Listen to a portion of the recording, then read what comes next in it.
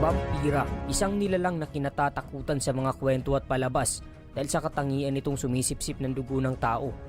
Marahil pamilyar ka sa mga pelikulang kagaya ng Underworld, Count Dracula, Twilight at marami pang pelikulang patungkol sa mga vampira.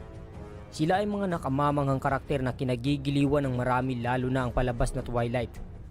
Ang tanong ay saan nila nakuha ang ganitong ideya ng kwento? Lingid sa iyong kaalaman na ang vampira sa mga palabas ay hango sa mga totoong tao at pangyayari. May katotohanan ba ang kwento sa likod ng mga pelikulang ito?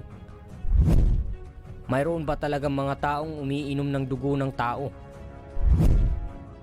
Ano ang kanilang paniniwala hinggil sa pag-inom ng dugo? Alright, welcome sa Karunungan PH.